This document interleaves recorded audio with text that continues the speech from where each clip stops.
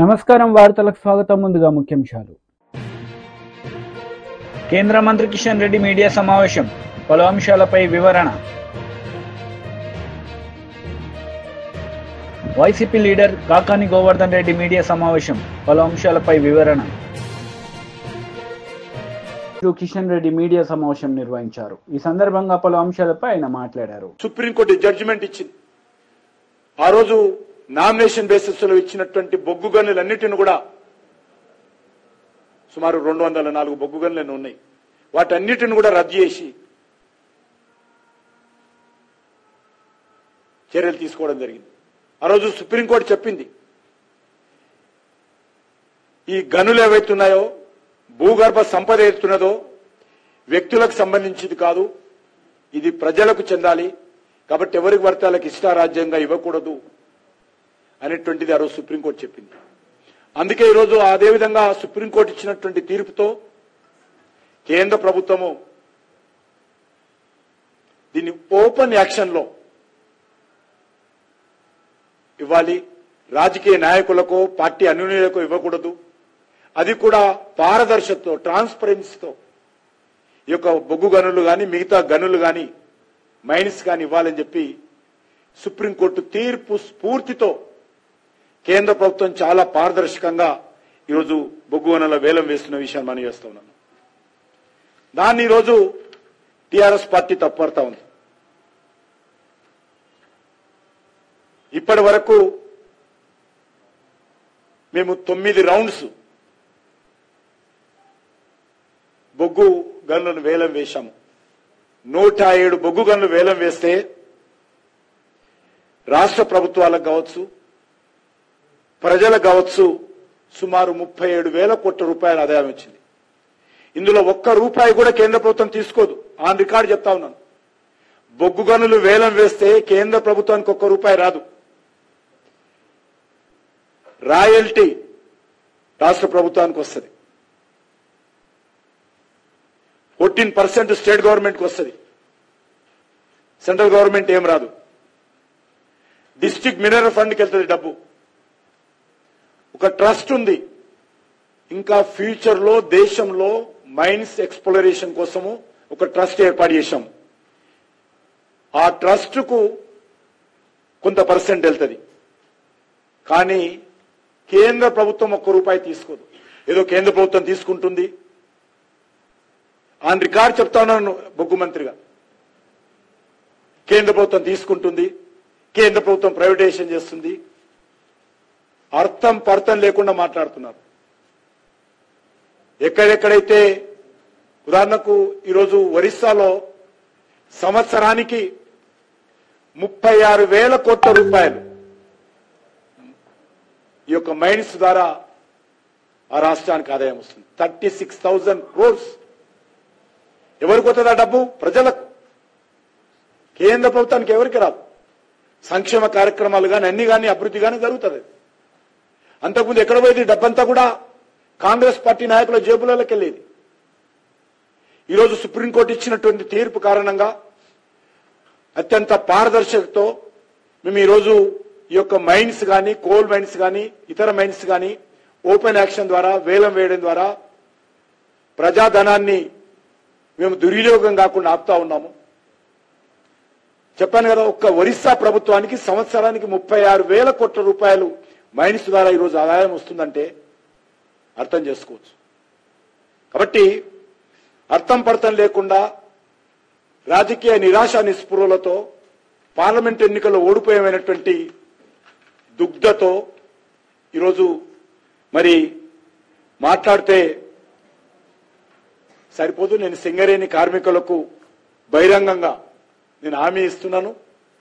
నేను సింగరేణి కార్మికులకు అన్ని రకాలుగా అండగా ఉంటాము.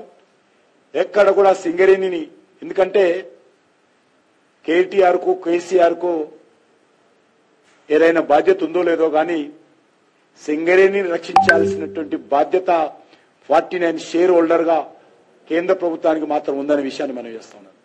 వాళ్ళకు ఉందో లేదో నాకు తెలియదు. వాళ్ళు ఏ రోజు కూడా బాధ్యత లేదు. సింగరేణిని ఎన్నికల్లో ఉపయోగించుకొని ఓట్లు పొందడం కోసం, సింగరేణి యొక్క సంపదను ఓట్ల కోసం ఖర్చు చేయడం కోసం మాత్రమే ఉపయోగించుకున్నారు తప్ప ఏ రోజు కూడా సింగరేణికి లాభం చేకూరే పని కేసీఆర్ గాని కేటీఆర్ గాని బీఆర్ఎస్ గాని వాళ్ళ ప్రభుత్వం గాని చేయలేదు. కాబట్టి ఖచ్చితంగా ఇటు కార్మికులకు న్యాయం చేయలేదు, వాళ్ళు చేస్తామన్నటువంటి ఏ రకమైనటువంటి కార్యక్రమాలు చేయలేదు. ప్రతి ఒక్కరికి సొంత ఇంటి పథకం ఇస్తామన్నారు, మెడికల్ కారుణ్య నియామకాలు చేస్తామన్నారు, మెడికల్ కాలేజ్ ఏర్పాటు చేస్తామన్నారు, సూపర్ స్పెషాలిటీ హాస్పిటల్స్ ఏర్పాటు చేస్తామన్నారు. బీఆర్ఎస్ లీడర్ మీడియా సమావేశం నిర్వహించారు. ఈ సందర్భంగా పలు అంశాలపై ఆయన మాట్లాడారు. NEET దీన్ని వెంటనే మనం విత్డ్రా కావాలని చెప్పి సుప్రీంకోర్టులో పిటిషన్ వేయాలని చెప్పి కూడా నేను మన రాష్ట్ర ప్రభుత్వాన్ని కోరుతున్నాను. మిగతా రాష్ట్రాలు కలిసి వస్తే మంచిది. దక్షిణ భారతదేశంలో ఉన్నటువంటి రాష్ట్రాలు కూడా ముందుకొచ్చి ఈ హెగమోని ఉత్తర భారతదేశంలో ఉన్నటువంటి పెత్తందారుల ఆ ఏదైతే వాళ్ళ గుప్పుట్లో ఉన్నటువంటి దీనికి మనం చేరవలసిన అవసరం లేదు. ఈ సుప్రీంకోర్టు జడ్జిమెంట్ను సుప్రీంకోర్టు దృష్టికి తీసుకొద్దాం. మీరు మంచుకో చెడుకో మీరు నిర్ణయం చేసింది కాబట్టి మీరు 2017లో తప్పలేదు మమ్మల్ని నీటిలో రావడానికి. కానీ ఇలా మీరు పునర్విచారించాలి. మేము విత్డ్రా కావాలి. పరీక్షలు కండక్ట్ చేస్తలేరు. ఎంసెట్ పరీక్ష అండి ఒక 60 ఏండ్లు మన తెలుగు రాష్ట్రం ఆంధ్రప్రదేశ్లో బ్రహ్మాండంగా నడుపుకున్నాం. ఎప్పుడు కూడా లీక్ కాలేదు ఎంసెట్ ఎంట్రన్స్ పేపర్. మంచిగా ఎగ్జామ్ రాసిండ్రు, పిల్లలు మెరిట్లో దొరికినాయి మనకు పిల్లలకి MBBS సీట్లు, బీటెక్ సీట్లు. కాబట్టి దయచేసి మేము రిక్వెస్ట్ చేస్తున్నాము, మా పార్టీ తరఫున కూడా మేము డిమాండ్ చేస్తున్నాము. ఇది 2017లో సుప్రీంకోర్టు తీర్పు వల్ల 2 తెలుగు రాష్ట్రాలు మనము అయిష్టతతోనే మనం జైన్ కావాల్సి వచ్చింది. పీజీలు అయితే 50% సీట్ ప్రభుత్వ సీట్లు ఇవ్వాలి. ఇలా కేసీఆర్ గారి పుణ్యాన ప్రతి జిల్లాకు మెడికల్ కాలేజ్ వచ్చింది తెలంగాణలో. 35, 36 ప్రభుత్వ మెడికల్ కాలేజీలు వస్తున్నాయి. నిన్న రేవంత్ రెడ్డి గారు వారి కాన్స్టిట్యూన్స్ లో కొడంగల్ కూడా పెట్టుకున్నాడు ఒకటి. వీటిలో ఇంకో 5-6 సంవత్సరాలు కూడా ప్రతి మెడికల్ కాలేజ్కు పీజీ సీట్లు వస్తాయి. దేశంలో 350 ప్రభుత్వ మెడికల్ కాలేజీలు ఉంటే 35 మన దగ్గరే ఉన్నాయి. అంటే 10%. మన పాపులేషన్ 3% దేశంలో, మనం 10% మెడికల్ కాలేజెస్ మన దగ్గర ఉన్నాయి. అంటే 7% మనం పుణ్యంగా కేంద్ర కోటాకి ఇవ్వబోతున్నాం రేపు అనవసరంగా. కాబట్టి దీంట్లో ఉండవలసిన అవసరం లేదు. వెంటనే మీరు చర్యలు తీసుకోవాలని చెప్పి కూడా నేను రిక్వెస్ట్ చేస్తున్నాను. ఇంకా ఇవాళ కొత్త పార్లమెంటు 18వ పార్లమెంటు, ఇది 18th లోక్సభ. ఇదివరకు ఒక ఆలోచన ఉండే, ఈ ప్రభుత్వ పరీక్షలు అది SSC కానివ్వండి, ఇంటర్మీడియట్ కానివ్వండి, CBSE కానివ్వండి, గ్రాడ్యుయేషన్ కానివ్వండి, పీజీ కానివ్వండి, ఎంట్రన్స్లు కానివ్వండి, IIT ఎగ్జామ్లు కానివ్వండి, ఏ పరీక్షలో అంటే పబ్లిక్ ఎగ్జామినేషన్స్ అంటారు వీటిని, వీటిలో జరిగేటువంటి అన్ఫేర్ ప్రాక్టీసెస్ ఎవరైనా చేస్తే వాళ్ళకి ఒక తీవ్రమైనటువంటి శిక్ష ఇచ్చే విధంగా ఆలోచించి పార్లమెంటు ఒక చట్టాన్ని తీసుకురావాలని చెప్పి కూడా మేము ఆలోచించడం ఆ రోజులలో. కాబట్టి public examinations prevention of unfairness act తీసుకురావాలి పార్లమెంటు. ఎందుకంటే ఈ యూనియన్ పబ్లిక్ సర్వీస్ కమిషన్లో ఎప్పుడు కూడా జరగలేదు నాకు తెలిసి మందము. తర్వాత రాష్ట్ర పబ్లిక్ సర్వీస్ కమిషన్లో బీహార్లో, ఉత్తరప్రదేశ్లో, ఆఖరికి మన రాష్ట్రంలో కూడా జరిగింది పోయినసారి. చాలా ఇవన్నీ గందరగోళాలు జరుగుతున్నాయి. ఎవడైనా పరీక్ష పేపర్ లీక్ అయితే వానికి ఉరి శిక్ష వేసే విధంగా మరి చెప్తున్నా. కాంగ్రెస్ నేతలు మీడియా సమావేశం నిర్వహించారు. ఈ సందర్భంగా పలు అంశాలపై వారు మాట్లాడారు.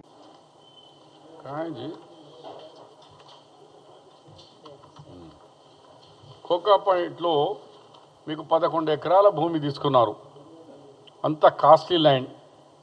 దానివల్ల మీరు కట్టింది ఓన్లీ 37 crores రూపీస్ కట్టి అక్కడ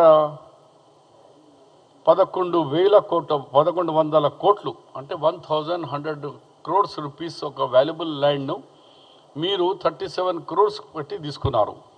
నేను గవర్నమెంట్తో డిమాండ్ చేస్తున్నాను మీ ద్వారా,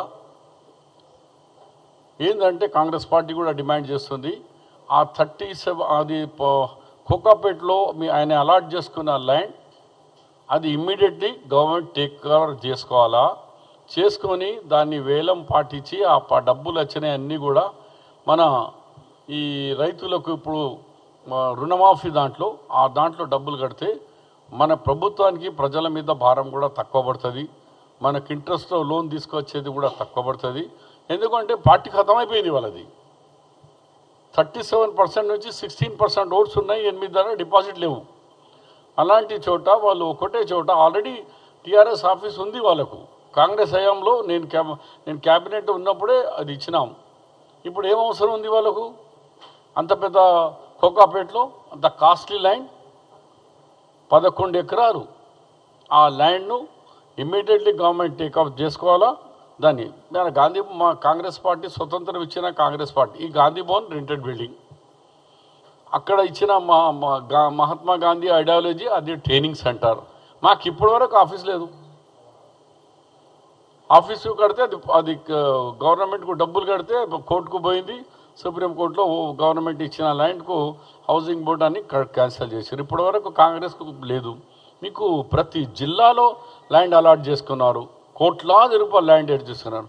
అది తర్వాత జిల్లా చూద్దాం. కానీ కోకాపేటలో మాత్రం ఆల్రెడీ మీకు టీఆర్ఎస్ ఆఫీస్ అంతా జూబ్లీస్ ఉంది, అనదర్ ఆఫీస్ అవసరం లేదు. మీ ఆఫీస్కు మీ ఓటర్ సంఖ్య కూడా తగ్గిపోయింది, 16%కు వచ్చేసినారు. అందు గురించి డిపాజిట్ కూడా పోయినాయి మీకు. ఆ బిల్డింగ్ ఆ land complete government hand over చేసుకోవాలా. అది యాక్షన్ చేసి ఆ పైసలన్నీ కూడా మన రుణమాఫీ దాంట్లో కట్టాలని నా ఒక సజెషన్ చేస్తూ కొంతమంది సింగరేణి మాట్లాడుతున్నారు. నేను మంత్రిగా చేసిన 5 years as a Singareni coal మినిస్టర్గా. నేను ఉన్నప్పుడు 76,000 ఎంప్లాయీస్ ఉండే. ఈరోజు 21,000కు వచ్చేసింది. అంటే 50,000 సంఖ్య తగ్గిపోయింది. ఎవరి రిజిమ్లో 10 సంవత్సరాల BRS and TRS BRS and BJP ఇద్దరు కలిసి అక్కడ కేంద్రం రాష్ట్రం ఇద్దరు నాటకాలు చేసి 50,000 ఉద్యోగాలు ఖతం అయిపోయినాయి. ఓపెన్ మైన్స్ స్టార్ట్ కాలేదు. దానివల్ల ఇవన్నీ ఇబ్బందులు వచ్చి ఇవాళ ఇద్దరు ఓ హిందీ మే బోల్తేనా మగర్మచ్ కే ఆంసు ముసలి ముసలి కన్నీరుగా ఒకరి మీద ఒకరు మాట్లాడుకుంటున్నారు. ఇద్దరు తోడు దొంగలుగా అప్పుడు వివరించి ఈ కోల్ మైన్స్కు ఈ పరిస్థితిలో తీసుకొచ్చినారు. కాబట్టి రాష్ట్ర ప్రభుత్వం డెఫినెట్గా ఈ కోల్ మైన్స్కు కాపాడాలా. ఇది నిజాం సర్కార్ తీసుకొచ్చినది. ఇది మన ఇండిపెండెంట్ కంటే ముందు నిజాం సర్కార్ ఆ పీరియడ్లో సింగరేణి మన దగ్గర ఉన్నది, వేరే ఏ రాష్ట్రంలో లేదు. ఎందుకంటే ఇది నిజాం సర్కార్ అప్పుడు నిజాం ప్రభుత్వం మొదలుపెట్టింది సింగరేణి కాలేజ్. ఆయన హయాంలో ఎట్లా బిల్డింగ్స్ కట్టినారు, ఎలాంటి గెస్ట్ హౌస్లు ఉన్నాయి, వాళ్ళ వర్కర్స్కు ఫెసిలిటీ. కానీ 10 సంవత్సరాల్లో వాళ్ళకు ఇల్లు కట్టియలేదు, వాళ్ళ వెల్ఫేర్ చూడలేదు. అన్ని విధంగా ఆ మైన్కు కేంద్ర ప్రభుత్వంతో ప్రైవేటీకరణగా బిల్ మీద సంతకం పెట్టింది పార్లమెంట్లో కేసీఆరే. ఇవాళ ఏమో అన్ని అబద్ధాలు మాట్లాడుతందుకు వస్తున్నారు. ప్రజలు గమనించి అందు గురించే మీకు 8 చోట డిపాజిట్లు పోయింది, ఒక్క సీట్ గెలవలేకపోయినారు. ఓటింగ్ పర్సెంటేజ్ కూడా 16%కి వచ్చింది, అంత తగ్గిపోయింది. కాబట్టి ఇవాళ బీఆర్ఎస్ నాయకులు ఎవ్వరు కూడా మాట్లాడేవాళ్ళు ఖబర్దార్. ఒకసారి ఆకాశం మీద చూడండి, మీరు చేసిన పొరపాట్లు ఎంత, ఈ సమాజాన్ని ఎట్లా నష్టం చేసినారు. కొత్త రాష్ట్రం తెలంగాణను బర్బాద్ చేసినారు. అంతా మార్కెట్లో సేల్ అన్నట్టు ఎమ్మెల్యే ధర ఇంత, ఎంపీ ధర ఇంత, చైర్మన్ ధర అంటే అట్లా పెట్టి అంగడి బజార్లో కొనుక్కొచ్చినట్టుగా కొనుక్కోపోయినప్పుడు ఈ వ్యవస్థని చెడగొట్టింది కేసీఆర్కు జనం పనిష్మెంట్ ఇచ్చినారు. ఇంకా ఇవాళ ఈ భూస్థాపం చేస్తారని కూడా నేను మా తెలంగాణ ప్రజల మీద నాకు ఆశ ఉంది, నమ్మకం ఉంది, చేస్తారు. మీరేమన్నా అడగాలంటే అడగండి. Thank you. TDP leader media సమావేశం నిర్వహించారు. ఈ సందర్భంగా పలు అంశాలపై ఆయన మాట్లాడారు. డిజిటల్ కార్పొరేషన్ని ఒక ఉద్యోగ పునరావాస కేంద్రంగా వాడుకున్నారు. 1, 2 కాదు, 129 మంది ఉద్యోగులు. దీనిలో ఇంకా తమాషైన విషయం ఏంటంటే ఐ డ్రీమ్ అనే ఒక యూట్యూబ్ ఛానల్ నిర్వహించే ఒక వ్యక్తికి అదే రకమైన అదే డొమైన్లో ఉన్న ఒక ప్రభుత్వ కార్పొరేషన్కి ఏ విధంగా చైర్మన్షిప్ ఇస్తారు? ఇట్స్ కాన్ఫ్లిక్ట్ ఆఫ్ ఇంట్రెస్ట్ కదా. ఐ డ్రీమ్ అనే ఒక యూట్యూబ్ ఛానల్ ఏం చేస్తుంది? రకరకాల ప్రోగ్రామ్స్ని యాడ్స్ ద్వారా ఇస్తుంది. అది ఒక ప్రైవేట్ కంపెనీ. ఇప్పుడు ఈ డిజిటల్ కార్పొరేషన్ ఏం చేసింది? గవర్నమెంట్ ప్రోగ్రామ్స్ని యాడ్స్ ద్వారా ఇస్తుంది. సో వీళ్ళిద్దరు చేసే పని దాదాపు ఒకటే, కానీ ఏ రకమైన కాన్ఫ్లిక్ట్ ఆఫ్ ఇంట్రెస్ట్ అనే చూడకుండా జగన్మోహన్ రెడ్డి గారు ఆయనకి పాపం వాళ్ళకి ఇవ్వాలి అంటే అసలు ఆయన దానకర్ణుడు ఇచ్చేసాడు అన్నమాట. So Chinna Vasudeva Reddy has become the chairman. I dream Chinna Vasudeva Reddy has become the chairman of digital corporation. So వీళ్ళు ప్రభుత్వ డబ్బును యథేచ్ఛగా వాడుకున్నారండి. 4వ తేదీ రిజల్ట్స్ వచ్చిన గంటల్లోనే వీళ్ళందరూ సగం మంది దాంట్లో రిజైన్ చేసి వెళ్ళిపోయారు. అంటే అప్పటిదా సంపాదించాము, ఎట్లా గవర్నమెంట్ పోయింది, ఇంకా దీంట్లోనే మనం ఎట్లా చేస్తారు కదా, ముందే మనం చేసేసి ఈ దేశం నుంచి ఆయన ఉండేది కూడా ఇక్కడ కాదు, ఆయన ఉండేది యూఎస్లో ఉంటాడు. ఆ యూఎస్కి ఆయన యూఎస్ వెళ్ళిపోయాడు, ఎక్కడ వెళ్ళిపోయాడు తెలియదు, ఈ చిత్తూరు అనుకుంటాను. ఆయన వెళ్ళిపోయాడు, దేశం నుంచే వెళ్ళిపోయాడు. అంటే దోచుకున్న రోజులు దోచుకోవడం, గవర్నమెంట్ మారంగానే గంటల్లో రిజైన్ చేసి వెళ్ళిపోవడం. ఎంత తెలివి చూడండి మనుషులకి. సాంప్రదాయ న్యూస్ పేపర్ యాడ్లు సాక్షి ద్వారా ఇస్తుంటే గూగుల్ యాడ్స్ కోసం కొన్ని కోట్లు ఖర్చు పెట్టాడు ఈ మహానుభావుడు. వెరసి డిజిటల్ కార్పొరేషన్ ఒక అస్తవ్యస్త వ్యవస్థలాగా తయారు చేసి దోచుకున్నారు. సో తమ వారి కోసం ఒక ఏకంగా ఒక కార్పొరేషన్ ఏర్పాటు చేసిన ఘనుడు జగన్మోహన్ రెడ్డి గారు. ఏపీడీసీఎల్లో ఈయన కాకుండా వైస్ చైర్మన్లోకి 2-3 ఉండేవారు. ఒక్కొక్కరు 10 మందికి తక్కువ కాకుండా ఉద్యోగులు చేర్చుకున్నారు. మరి 129 మెంబర్స్ ఎట్లా వస్తారు? అదో చిన్న బుడికి దాన్ని కార్పొరేషన్ అది. సో ఈ చేర్చుకున్న వాళ్ళెవరికి ఏ రకమైన క్వాలిఫికేషన్ లేవు. అంటే అట్లీస్ట్ దాన్ని ఉంటారు కంప్యూటర్ రంగంలో, ఫోటోషాప్లో ఇంకా ఉన్న ఇట్లాంటి ఏ క్వాలిఫికేషన్ లేవు.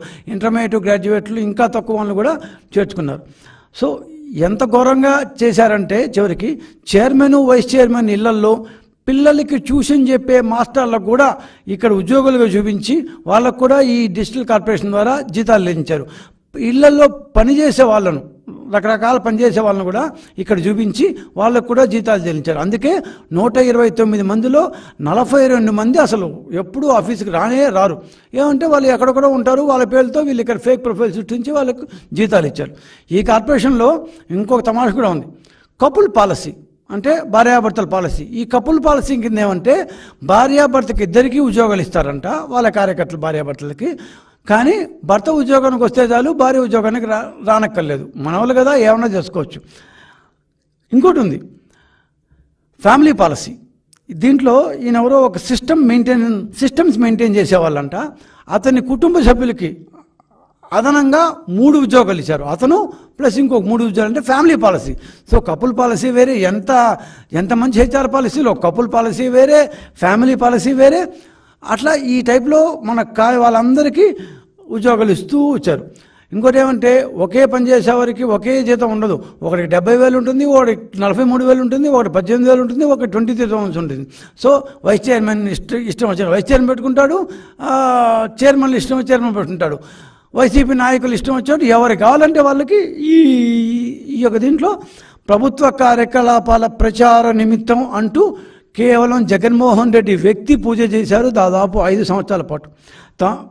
జగన్మోహన్ రెడ్డి వ్యక్తిగత సొంత ఇమేజ్ని బిల్డప్ చేసేందుకు ప్రతి ప్రభుత్వ కార్యక్రమానికి వేల రూపాయలతో, లక్షల రూపాయలతో గూగుల్ యాడ్స్ మొదలుకొని, వెబ్సైట్లో యాడ్స్ మొదలుకొని రకరకాల మార్గాల ద్వారా సరే అన్నీ చేసినా కూడా వాళ్ళు ఏమంటారు, వాళ్ళు చేసి వాళ్ళ యొక్క నిర్వాహకం ఏదో ప్రజలకు తెలుసు కాబట్టి సరిపోయింది. కానీ ఈ క్రమంలో దాదాపు వైసీపీ లీడర్ మీడియా సమావేశం నిర్వహించారు. ఈ సందర్భంగా పలు అంశాలపై ఆయన మాట్లాడారు.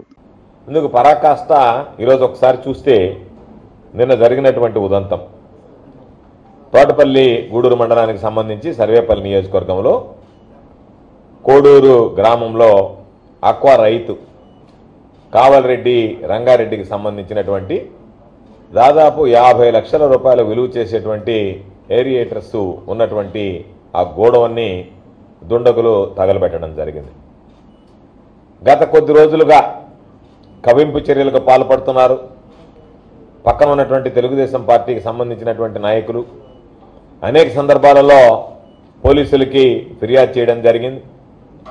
పోలీసులకు ఫిర్యాదు చేస్తే పోలీసులు తిరిగి తెలుగుదేశం పార్టీ వాళ్ళు వైఎస్ఆర్ కాంగ్రెస్ పార్టీ వాళ్ళ మీద దాడి చేస్తే వెళ్ళి పోలీస్ స్టేషన్కి వెళితే అయ్యా మా మీద దాడి జరిగింది అని దాడి చేయించుకున్నటువంటి వ్యక్తుల్ని, గాయపడినటువంటి వ్యక్తుల్ని, బాధితుల్ని పోలీస్ స్టేషన్లో ఉంచి వాళ్ళని పిలిపించి వాళ్ళ దగ్గర ఫిర్యాదు తీసుకుని వాళ్ళ మీద హత్యా ప్రయత్నం కేసులు నమోదు చేసేటువంటి పరిస్థితికి ఈరోజు ఈ ప్రభుత్వం సిద్ధపడింది అనేటువంటిది మనందరం ఈరోజు గుర్తించాల్సినటువంటి పరిస్థితి. ఈరోజు రైతులకు సంబంధించి దారుణంగా ఆస్తులని తగులబెట్టి వాళ్ళని ఆర్థికంగా నష్టపరవాలనేటువంటి ఆలోచన, దీనితో పాటు ప్రైవేట్ ఆస్తులతో పాటు ఈరోజు ప్రభుత్వ ఆస్తులకు కూడా ఎక్కడ భద్రత లేకుండా పోయింది. అక్కడే ఉన్నటువంటి పంచాయతీకి సంబంధించినటువంటి ట్రాక్టర్ కూడా, కోడూరు గ్రామ పంచాయతీకి సంబంధించినటువంటి ట్రాక్టర్ కూడా తగలబడ్డం జరిగింది. ఈరోజు ఒక పక్క అక్వా రైతులకు సంబంధించినటువంటి వాళ్ళ ఆస్తులను తగలబెట్టడం, దానితో పాటు అక్వా పంట సాగు చేసుకునేటువంటి రైతుల పొలాల్లోకి వెళ్ళి విషం కలపడం, ఇటువంటి సంస్కృతిని ఎన్నడూ ఎక్కడ చూసినటువంటి పరిస్థితి లేదు. వ్యక్తులను గాయపరచడం, వాళ్ళ ఆస్తులను విధ్వంసం చేయడం, వాటిని తగులబెట్టడం, పొలాల్లోకి వెళ్ళి చేలల్లో విషం కలపడం, పంటల్లో విషం కలపడం, నీళ్లలో అక్వా కుంటలకు సంబంధించి ఈరోజు ఒకసారి చూస్తే దానితో పాటు కట్టేపల్లికి సంబంధించినటువంటి వెంకటేశ్వర్లకు సంబంధించినటువంటి ఈ బ్రిక్కి సంబంధించినటువంటిది, దీనికి సంబంధించి ప్రభుత్వం ఈరోజు ఇది ప్రభుత్వ స్థలం అని చెప్పి కొంతమంది ప్రైవేటు వ్యక్తులు వెళ్ళి దాన్ని తొలగించడం జరిగింది. ఈ ప్రైవేటు వ్యక్తులకి ఒక వ్యక్తికి సంబంధించినటువంటి ఆస్తిని తొలగించేటువంటి హక్కు ఎవరిచ్చారు? ఇది ఎంత దారుణమైనటువంటి పరిస్థితి అంటే, పాపం చంద్రబాబు నాయుడు గారు చెప్తుంటారు కేస్ స్టడీ అంటుంటాడు మాట్లాడితే ప్రతిదానికి. ఇది చంద్రబాబు నాయుడు చేయాల్సినటువంటి కేస్ స్టడీ ఏంటంటే, నీకు అధికారం ఇస్తే మీ వాళ్ళు క్షేత్రస్థాయిలో ఎటువంటి పనులకు పాల్పడుతున్నారనేటువంటి దానికి ఇది ఒక కేస్ స్టడీ. దీనిలో అన్ని రకాలైనటువంటి అనుమతులు ఉన్నాయి. ప్రభుత్వం దానికి సంబంధించినటువంటి పట్టా ఉంది, పొజిషన్ సర్టిఫికేట్ ఇచ్చారు. దానిలో అనేక సంవత్సరాలుగా ఎవరికి ఇబ్బంది లేకుండా ఇటుకల తయారీ పరిశ్రమని నెలకొల్పుకొని కుటీర పరిశ్రమని 10 మందికి ఉపాధి కల్పించేటువంటి పరిస్థితి. అటువంటి వ్యక్తి వైఎస్ఆర్ కాంగ్రెస్ పార్టీ నాయకుడు, సానుభూతిపరుడని నేరుగా అధికారులతో సంబంధం లేకుండా ప్రైవేటు వ్యక్తులు వెళ్ళి దీన్ని కూలగొట్టడం జరిగింది. నేరుగా వాళ్లే మిషన్లు తీసుకువెళ్ళి, ప్రైవేటు వ్యక్తులే నేరుగా వెళ్ళి మిషన్లు తీసుకువెళ్ళి దీనిని కూలగొట్టడం జరిగింది. కూలగొడితే దానికి సంబంధించి ఎందుకు కూలగొట్టారో అని అడిగితే అధికారుల చేత ఫిర్యాదు చేయించారు. అధికారులను తీసుకొచ్చి బలవంతంగా వీళ్ళు ఈ విధంగా ప్రభుత్వ స్థలాన్ని ఆక్రమించుకున్నారని చెప్పని దాని మీద ఫిర్యాదు చేయించారు. అంటే ప్రభుత్వం బాధ్యత తీసుకోవాలి. ఏదన్నా ఉంటే ఆ అక్రమ కట్టడాలను తొలగించాల్సినటువంటి బాధ్యత ప్రభుత్వాల మీద ఉంటుంది. ప్రభుత్వం వైఎస్ఆర్ కాంగ్రెస్ పార్టీకి సంబంధించినటువంటి వ్యక్తి అని చెప్పి ప్రభుత్వంతో సంబంధం లేకుండా ప్రైవేటు వ్యక్తులు నేరుగా వెళ్ళి ఇటువంటి విధ్వంసాలకు పాల్పడడం ప్రారంభమైతే రేపు అధికారాలు మార్చినప్పుడల్లా, ప్రభుత్వాలు మారినప్పుడల్లా ఎవరి ఆస్తులకి బీఆర్ఎస్ లీడర్ మీడియా సమావేశం నిర్వహించారు. ఈ సందర్భంగా పలు అంశాలపై ఆయన మాట్లాడారు. రైతు బంధు అమలు చేయండి వెంటనే. యాసంగి ఎట్లయితే కేసీఆర్ గారు ఇచ్చిన రైతు బంధును కొనసాగించినరో, ఇప్పుడు వానకాలం కూడా ఈ జూన్ 30 లోపే మొత్తం గతంలో ఇచ్చినట్టుగా రైతు బంధు వెంటనే రైతుల ఖాతాలో జమ చేయాలని చెప్పి నేను బీఆర్ఎస్ పార్టీ నుంచి డిమాండ్ చేస్తూ ఉన్నా. ఇదే సందర్భంలో ఏదైతే విద్యుత్తు అంశాలపైన, ప్రాజెక్టులపైన రాష్ట్ర ప్రభుత్వానికి ఏదో అనుమానాలు ఉన్నాయని చెప్పి ఎక్కడనో విధి విధానాలు పాటించడంలో లోపం జరిగిందని, దానివల్ల ప్రభుత్వ ఖజానాకి ఏదో నష్టం జరిగిందని చెప్పి అనుమానం ఉందని మీరు ఏదైతే జస్టిస్ ఎల్ నరసింహారెడ్డి గారి నేతృత్వంలో కమిషన్ వేసినరో, ఆ కమిషన్ నుంచి కూడా నాకు కూడా ఉత్తరం వచ్చింది నిన్న ఉదయం. వారు ఇప్పటి వరకు ఎవరెవరినైతే విచారించారో, ఎవరి నుంచి వారికి సమాచారం వచ్చిందో, దాదాపుగా 30-35 మంది నుంచి పైగా అధికారులు, రాష్ట్ర ప్రభుత్వ అధికారులు, జెన్కో అధికారులు, అదేవిధంగా బిహెచ్ఎల్ అధికారులు, వీళ్ళందరి నుంచి మిగతా బయట సంస్థల వాళ్ళు వారందరిచ్చిన వాంగ్మూలాలని, వారందరిచ్చిన ఉత్తరాలన్నింటినీ కూడా క్రోడీకరిస్తూ నాకు పంపించి, దీనిపైన మీరు ఏదైనా అభిప్రాయం చెప్పదలుచుకుంటే ఈ మా లేఖ అందిన వారం రోజుల్లో మీరు చెప్పండి. ఒకవేళ మీరు వారిని ఎవరినైనా క్రాస్ ఎగ్జామినేషన్ చేయదలుచుకుంటే కూడా చెప్పండి, మీ అభిప్రాయాన్ని తెలియపరచండి, మేము వెసులుబాటు కల్పిస్తామని చెప్పి కమిషన్ నుంచి నాకు ఉత్తరం వచ్చింది. తప్పకుండా నేను కూడా అన్ని విషయాలపైన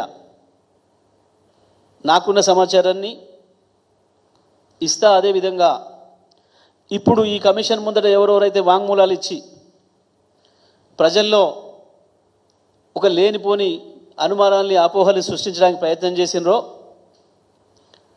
వాళ్ళ